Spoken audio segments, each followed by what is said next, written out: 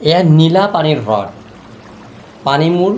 গুৱাহাটীৰ পৰা প্ৰায় 216 কিলোমিটাৰ প্ৰায় 4 ঘণ্টা ৰাস্তা হোজাই জিলাৰ লংকাৰ নিচেই কাষত থকা ডিমা হাছাও জিলাত অৱস্থিত এইটো পানীমূৰ ইয়াৰ পিকনিক স্পট ইয়াৰ এক নান্দনিক দৃশ্য ইয়াৰ মূল দৃশ্যটো হ'ল যে পানীবোৰ যেতিয়া ওপৰৰ পৰা পৰি আহে বৈ আহে সেই পানীবিলাক বগা হৈ আহে আৰু যেতিয়া হ্ৰদটোত পৰে তেতিয়া পানীবোৰ নীলা হৈ যায় এয়া এক প্ৰকৃতিৰ মনোমোহা নান্দনিক দৃশ্য আজি লোকাৰণ্য হৈ পৰিছে এই হ্ৰদটো চাবলৈ এয়া পানীমূৰ আমি বহুদিন আগৰ পৰাই শুনি আছিলোঁ পানীমূৰ হ্ৰদটোৱে দেখা নাছিলোঁ কিন্তু আজি নিজে দেখিবলৈ পাই খুব আনন্দিত হৈছোঁ যে পানীমূৰ এটা কিমান ধুনীয়া পিকনিক স্পট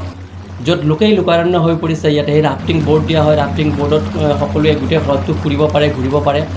আজি গোটেই লোকাৰণ্য হৈ পৰিছে এই হ্ৰদটো চাই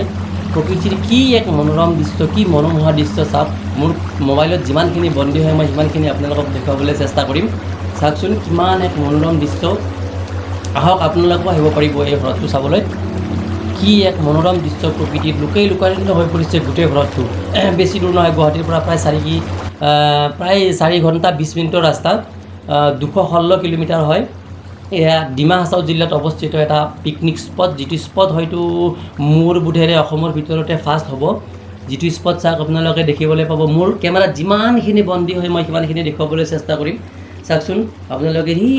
দূৰৰ সেই হ্ৰদটো কেনেকৈ পানীবোৰ বৈ আহি আছে বগা পানীবোৰ আৰু বগা পানীবোৰ যেতিয়া বৈ আহি হ্ৰদটোত পৰে তেতিয়া নীলা হৈ কেনে হ্ৰদটোৰ মাজেৰে বৈ যায় এইটো এটা হ্ৰদ বুলি কোৱা হয় এইটো আপোনাৰ ৱাটাৰফলছে হয় ৱাটাৰফলছ এটা এইটো নাইগ্ৰা ৱাটাৰফলছ বুলি কোৱা হয় যিটো আটাইতকৈ জনপ্ৰিয় অসমৰ ভিতৰতে জনপ্ৰিয় ৱাটাৰফলছ আৰু যিটো চাবলৈ মানুহ লোকাৰণ্য হৈ পৰে আজি অসমৰ বিভিন্ন প্ৰান্তৰ পৰা হাজাৰ মানুহ আহিছে হাজাৰ মানুহে এই নান্দনিক দৃশ্য উপভোগ কৰিছে ইয়াত প্ৰায় 1000ৰো অধিক গাড়ী সমবেত হৈছে পিকনিক খাবলৈ আহিছে বছৰৰ আজি শেষৰটো ৰবিবাৰ হিচাপে সকলোৱে ইয়াতে আহি উপভোগ কৰিছে এক নান্দনিক দৃশ্য আৰু সকলোৱে মিলা প্ৰীতিৰে এসাঁজ খাইছে সকলোৱে আমিও আহিছোঁ চাবলৈ ইমান ধুনীয়া এক মনোৰম দৃশ্য এক মনোমোহা দৃশ্য যিটো দৃশ্য হয়তো আপোনালোকে কাহিনীও কল্পনা কৰিব নোৱাৰে চালে গম পাব যিটো নিজে চালে আপোনালোকে গম পাব যে কিমান ধুনীয়া দূৰলৈ চাওক সেই হ্ৰদটো গোটেই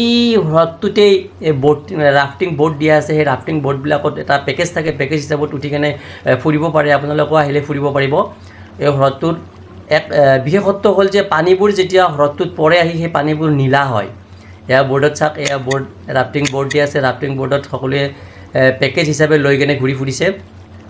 আমিও আহিছোঁ চাবলৈ এইবিলাক শিলৰ মাজে পানী কেনেকৈ বৈ গৈছে চাওকচোন গোটেই শিল হ্ৰদটোৰ মাজে গোটেই শিল আছে আৰু শিলৰ মাজেৰে পানীবিলাক বৈ গৈ আছে পানীবিলাক যেতিয়া ওপৰৰ পৰা বৈ আহে তেতিয়া বগা হৈ আহে বগা দেখা পায় অকল খালি বগা তাৰপিছত যেতিয়া হ্ৰদটোত পৰাৰ পিছত পানীবোৰ নীলা হয় মানে চেঞ্জ হয় যেনে কেৰাচিনৰ যেনেকুৱা কালাৰ সেনেকুৱা কালাৰৰ দৰে কালাৰ হয় নীলা কালাৰ বুলি কয় অৰ্থাৎ নীলা পানীৰ হ্ৰদ বুলিয়ে কোৱা হয় ইয়াক এইটো এটা ৱাটাৰফলছে হৈ চাগে বিভিন্ন মানুহবিলাক আহিছে কেনেকৈ ঘূৰি ফুৰিছে ব'ৰ্ডবিলাক লৈছে সেই দূৰলৈ চাওক কিমান দূৰৰ পৰা দেখিবলৈ পায় এক মনোৰম দৃশ্য চাওক আজি লোকাৰণ্য হৈ পৰিছে গোটেই হ্ৰদটোত গোটেই মানুহবিলাকে গোটেই পৰিয়াল লৈ আহিছে এই নান্দনিক দৃশ্য উপভোগ কৰিবলৈ বছৰৰ শেষত এসাঁজ সকলোৱে মিলিজুলি খাব সকলোৱে নাচ গান কৰিব খাব ফূৰ্তিৰে আপোনালোকেও যদি সময় পায় আহিব পাৰে এই ফলছটো চাবলৈ মই